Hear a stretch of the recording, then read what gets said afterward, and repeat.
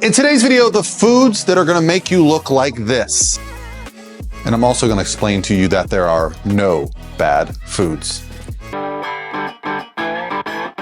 Hey guys, what's going on? This is Paul Revelia from ProPhysique.com, and today I want to address the elephant in the room, the question I get most frequently, especially when we hear about all these new fad diets, whether it's a diet that's based around being carnivore, being vegan, and now, you're seeing things around something like a sugar diet. I want to address this idea because what I'm constantly hearing is that you can't lose fat if you do this. You can't lose fat if you do that. You can't lose fat if you spike your insulin, but then all of a sudden now you're only supposed to eat sugar. Okay, what's the truth, guys? The truth is there are no bad foods, okay? What drives fat loss? It's our lifestyle and our caloric deficit that we create.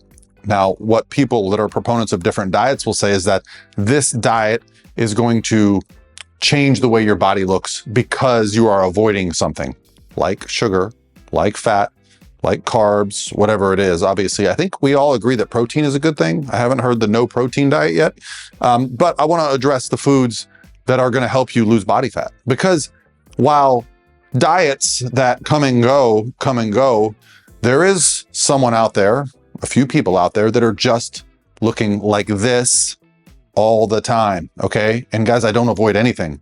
So I want to talk about the things that I do. Like last night, I had a steak, and then I had after that, a pint of ice cream. That's it. There's really no reason you can't have it all and look the way you want to look if you understand the principles of fat loss. So let's talk about exactly what that means. What are the best fat loss foods? We have to start with proteins, and you got to start with lean proteins. The reason I bring up the word lean proteins is because I base my entire philosophy, the way I look, the way I feel, the way I coach my athletes, the way I coach people around accountability. It's called the accountability diet, for God's sakes. And if you're just accountable, you don't have to worry about what you're eating so much. You can just enjoy your life. But accountability for a lot of people is a struggle. And that's why they think, well, I'll just switch to eating nothing but steak and eggs, or I'll just switch to eating nothing for 18 hours a day and I'll only eat 6 hours a day. Whatever the approach is, it's to avoid just punching into a phone. I ate a banana, I had chicken. That's really not hard, guys. And the beautiful thing is once you do it, it's already there. So every time I log into my phone and it says, what'd you eat for breakfast? Same thing as I had yesterday. What'd you eat for lunch? Same thing as I had last week on Tuesday. So it becomes repeatable. We start to repeat our patterns. And I think this is where I find the trait with the most successful dieters is we are repeating our traits. So what are some of the best foods? So first things first, I just want to say that no single food is going to put body fat on you unless you eat it in an amount that is going to create a huge caloric surplus. Now, when I'm talking about good foods, I'm talking about lean proteins like chicken, like turkey, eggs and egg whites, and ground turkey is a great one. Lean ground beef you can get. If you're a vegan, you can focus on things like tofu. But the idea is that when we're getting our protein from a source, say something like chicken or ground turkey, we're getting a high amount of protein, but a low amount of fat, okay? And so what that allows us to do is then get multiple sources of food. The same thing when it comes to what I'm looking for in a carbohydrate. I like things like grains and rices because I'm getting a lot of carbohydrates, but not a lot of fats or proteins, okay? So I call these like single sources. And same thing with fats, right? Where do I get my fats from? I like using nuts, I like using avocado, but I also get some fats in my meats from time to time. If I have a good amount of fat, I will have a steak. I will have leaner cuts of meat so I can get some fat from those. I do think there is some value in animal fats as far as like its benefits for digestion and other things, but it's more so what makes up your entire day. What are your proteins? What are your carbs? What are your fats at the end of the day? Because this was something when I found out about it, my first coach, who, if you guys are familiar with Layne Norton, I hired him back in 2007 to help me. And when he sent me a macronutrient-based plan, it threw me for a loop. It took me probably a week to figure my life out. Right? And I'm talking about having an existential crisis on looking up food labels, because up to that point, I was just eating what I thought was high protein and good for me. And when I started breaking down what I was eating that was high protein, it was also very high fat. And for me, the variable that I have to control the most is my fat intake, right? Because if your fat intake gets up to say 80, 90, 100 grams of fat a day, remember fat is more than 2 times the calories of protein and carbs. So 100 grams of fat is 900 calories, okay? 100 grams of carbs is only 400 calories. So when you are over consuming fat, it really elevates your total calories for the day. And this is where the problem becomes. And then there's the evidence around how much protein, how much carbohydrates, how much fat. This is where my free calculator is going to help you guys. It's got all the evidence-based research behind it. It's got all my experience behind it.